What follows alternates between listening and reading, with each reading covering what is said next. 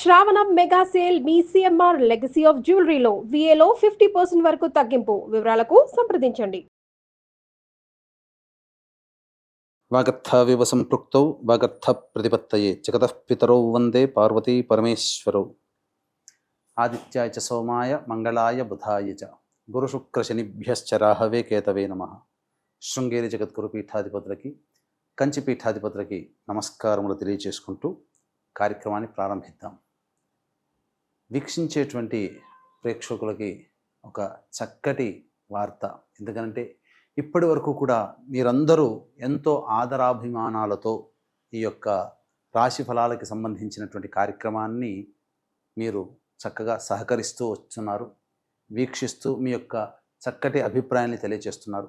అయితే కామెంట్స్ రూపంలో మనకు కొన్ని విషయాలు వాళ్ళు తెలియచేయడం జరిగింది.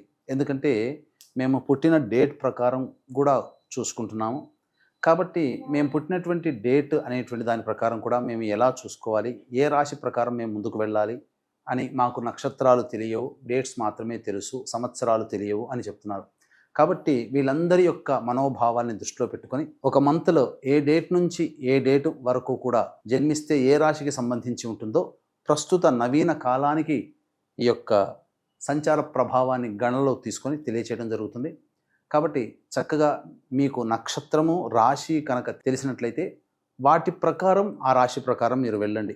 మాకు నక్షత్రము రాశివి తెలియదండి, కానీ మా పుట్టిన డేట్ ఒక్కటే తెలుసు, దాని ప్రకారం మేము చూసుకొని వెళ్తున్నామంటే ఇప్పుడు నవీకరించి ఆ యొక్క పుట్టిన డేట్ ప్రకారం కూడా మనం రాశి ఫలాలకు సంబంధించినటువంటి వివరాలు తెలియజేస్తున్నాం.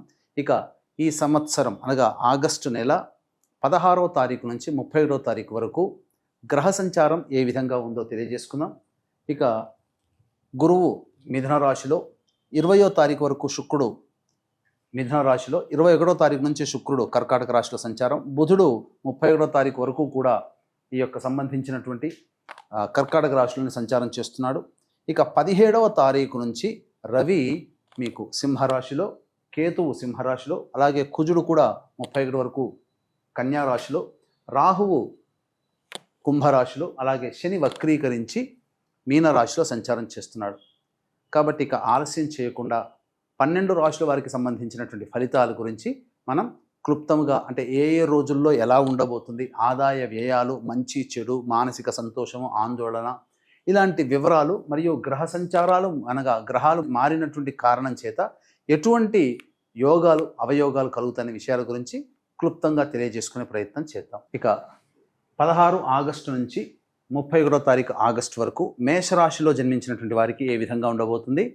ఇక వీటితో పాటుగా 18 ఏప్రిల్ నుంచి మే 13వ తారీఖు వరకు మధ్యలో జన్మించినటువంటి వాళ్ళు మేషరాశికి సంబంధించిన వాళ్ళు. కాబట్టి ఈ మధ్యలో జన్మించినటువంటి వాళ్ళు మేషరాశి విధానంగా చూసుకోవాలి. కాబట్టి ఏ విధంగా వారికి ఉండబోతుంది అనేటువంటి విషయం గురించి తెలియజేసుకునే ప్రయత్నం చేద్దాం. ఈ మేషరాశి వారికి చూసుకున్నట్లయితే గురు సంచార ప్రభావం వలన సామాన్యమైనటువంటి ఫలితాలు మాత్రమే కలుగుతాయి.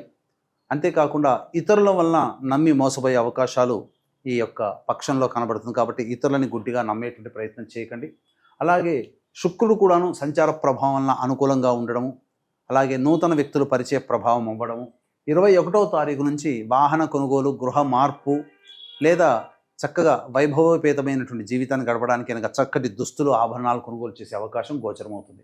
ఇక బుధగ్రహ సంచార ప్రభావము ఈ యొక్క మేషరాశిలో జన్మించినటువంటి వారికి సంపూర్ణంగా యోగకాలంగా ఉండడము, అన్ని విధాలుగా విద్యార్థులకి ప్రధానంగా విద్యయందు లాభము అనేటువంటిది కలుగుతుంది. అలాగే వ్యాపారం చేసేటువంటి వ్యక్తులకి దూర ప్రాంత వ్యాపార వ్యవహారాల్లో విజయాలు లభిస్తాయి, అన్ని విధాలుగా అనుకూలంగా ఉంటుందని చెప్పవచ్చు. ఇక రవిగ్రహ సంచార ప్రభావమే కొంత ఆందోళన కలిగించేటువంటిది. ఇక ప్రధానంగా 16వ తారీఖు వరకు కూడా, 16వ తారీఖు రోజున కొంత ఆందోళనగా ఉన్నప్పటికీ కూడా మానసికమైనటువంటి ప్రశాంతత లేని జీవితాన్ని, అనగా చేస్తున్నటువంటి వృత్తి ఉద్యోగ వ్యాపారాల్లో బిజీ స్కెడ్యూల్ ఉండడం వల్ల కావచ్చు, ఒత్తిడి ఎక్కువగా ఉండడం వల్ల కొన్ని ఇబ్బందికర పరిస్థితులు అనేటువంటి తలెత్తుతాయి. తండ్రి గారి ఆరోగ్యం పట్ల శ్రద్ధ వహించాల్సినటువంటి పరిస్థితి అని చెప్పవచ్చు. ఇక కుజగ్రహ సంచార ప్రభావము ఈ మేషరాశి వారికి సంపూర్ణంగా యోగించేటువంటి కాలముగా చెప్పబడుతుంది. అన్ని విధాలుగా యోగకాలంగా ఉండడము, అలాగే ధైర్య సాహసాలు ప్రదర్శించి మీ యొక్క పనులన్నీ కూడా చక్కబెట్టుకోవడము, అన్ని విధాలుగా మీకు అనుకూలంగా ఉండేటువంటి సమయం కుజగ్రహ సంచార ప్రభావం. ఇక రాహుగ్రహ ప్రభావం కూడా అనుకూలంగా ఉన్నటువంటి కారణం చేత ప్రధానంగా మీకు తెలియకుండానే మీకు వచ్చేటువంటి ఆపదలు మిమ్మల్ని దాటి వెళతాయి. అనగా మిమ్మల్ని ఏమాత్రం కూడా బాధించకుండా ఉండడం అన్ని విషయాల్లో మీకు యోగకాలంగా ఉంటుంది. అయితే ఈ యొక్క శని ద్వాదశ స్థానంలో స్థితి పొంది ఉండి వక్రీకరించినటువంటి కారణం చేత శుభ అశుభ మిశ్రమ ఫలితాలు అనేటువంటివి కలుగుతాయి. అంటే ఖర్చులు ఉన్న ఆదాయం కూడా అంతే విధంగా ఉంటుంది. తద్వారా ఎటువంటి లాభం లేకపోయినప్పటికీ కూడా సంతోషకరమైన జీవితం శని వక్రీకరించినటువంటి కారణం చేత పొందుతారు.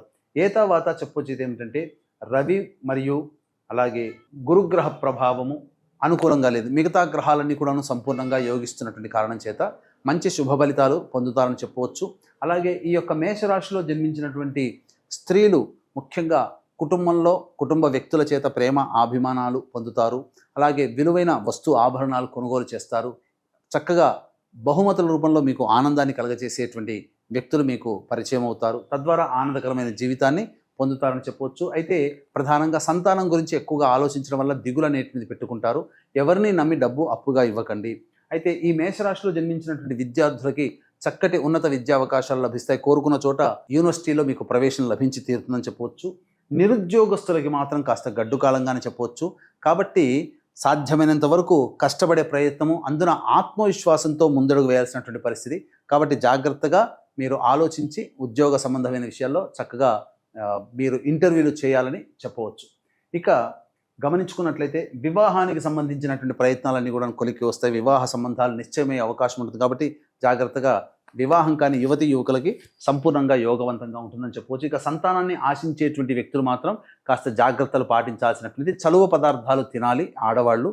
అదేవిధంగా సంతానపరంగా ప్రయత్నం చేయాలనుకునేటువంటి వాళ్ళు తప్పకుండా విష్ణు యొక్క ఆరాధన ఈ యొక్క మాసంలో చేస్తే మంచి సంతానం కలుగుతుంది అని చెప్పవచ్చు. ఇక ఏతావాత సంబంధించినటువంటి ఆగస్టు 16వ తారీఖు నుంచి 31వ తారీఖు వరకు రోజువారీ కార్యక్రమాలలో మంచి చెడు ఏ విధంగా ఉండబోతుంది, ఖర్చుల ఆదాయం ఏ విధంగా ఉండబోతుంది అనే విషయం గురించి క్లుప్తంగా తెలియజేసుకుందాం. ఇక వీక్షించేటువంటి ప్రేక్షకులు కూడా గమనిక 22వ తారీఖు రోజున చతుర్దశి అమావాస్య కలిసినటువంటి రోజున ఈ విశిష్టమైనటువంటి శ్రావణ అమావాస్య రోజున మన పీఠంలో ఆధ్వర్యంలో తండ్రి వైపు 6 తరాలు తల్లి వైపు 3 తరాల్లో ఏవైనా దుర్మరణాలు కనుక ఉన్నట్లయితే పితృదోష ప్రభావం ఉంటుంది. ఈ పితృదోష ప్రభావం వలన కుటుంబంలో ఎటువంటి అభివృద్ధి ఉండదు, ప్రశాంతత లేని జీవితాన్ని గడుపుతారు, పెళ్ళిళ్ళు కావు, సంతానం కలగదు. అలాగే అన్ని విధాలుగా అన్ని అవకాశాలు నోటిదాకా వచ్చి వెనక్కి వెళ్ళిపోతాయి. కాబట్టి ఇటువంటి దోషములు ఎన్ని పూజలు చేసినా ఫలించవు. కాబట్టి ఇటువంటి వాటికి పరిహారంగా 22వ తారీఖు రోజున మన పీఠం ఆధ్వర్యంలో పితృదోష నివారణ కార్యక్రమాలు అనేటువంటి జరిపించడం జరుగుతుంది. అవకాశం ఉన్న వాళ్ళు ఈ కార్యక్రమ తదనంతరం కాంటాక్ట్ చేసి ఆ కార్యక్రమంలో ఏ విధంగా పాల్గొనాలో పూర్తి వివరాలు తెలుసుకోవచ్చు. ఇక గమనించుకున్నట్లయితే రాశి వారికి 16వ తారీఖు రోజున ప్రధానంగా పెండింగ్లో ఉన్నటువంటి పనులన్నీ కూడా పూర్తి చేసుకుంటారు. బాధ్యతాయుతమైనటువంటి స్థితిలో ఉంటారు. విందులు వినోదాలు కుటుంబ సభ్యులతో గడుపుతారు. ధనపరమైనటువంటి ఇబ్బందుల్ని తొలగించుకుంటారని చెప్పవచ్చు. ఇక 17, 18వ తారీఖులో గనక చూసుకున్నట్లయితే ప్రధానంగా ఈ సంబంధించినటువంటి కుటుంబ పరంగా ఆందోళన అధికంగా ఉంటుంది. మనస్సు ప్రశాంతంగా ఉండదు, ఖర్చులు అధికంగా ఉంటాయి, కుటుంబ సభ్యులతో వాగ్వివాదాలు ఉంటాయి. కాబట్టి లౌక్యంతో వ్యవహరించండి. ఇక 19, 20వ తారీఖులో కనుక చూసుకున్నట్లయితే ప్రధానంగా రాని బాకీలు వసూలు అవుతాయి. ధనపరమైనటువంటి నష్టాలు అనేటువంటివి నివారణ అవుతాయి. అన్ని విధాలుగా అనుకూలంగా ఉంటుంది. ముఖ్యంగా మీకు స్త్రీలు సహాయ సహకారాలు అందించడం ద్వారా మీ యొక్క పనులన్నీ కూడా చక్కబెట్టుకుంటారు. నూతన వ్యక్తులు పరిచయం అవుతారు, ఆనందంగా జీవిస్తారని చెప్పవచ్చు. ఇక 21, 22వ తారీఖుల్లో కనుక చూసుకున్నట్లయితే వాహన ప్రమాదాలు చోటు చేసుకునే అవకాశం ఉంది. వాహన పరంగా మరమ్మతులకి అలాగే ఇంట్లో గృహ మరమ్మతులకి ఖర్చులు అధికంగా ఉంటాయి. తల్లిగారి ఆరోగ్యం పట్ల శ్రద్ధ వహించాల్సినటువంటి పరిస్థితి, ఆందోళనకరమైన జీవితాన్ని గడుపుతారని చెప్పవచ్చు.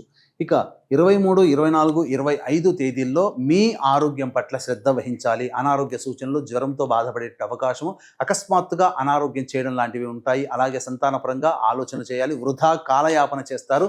ఏ పని యందు ఆసక్తి ఉండదు, కాలము వేస్ట్ అవుతుందని చెప్పవచ్చు. ఇక 26, 27, 28, 29, 30 ఈ తేదీలలో మీ యొక్క ధైర్య సాహసాలే మీకు విజయాన్ని తెచ్చిపెడతాయి.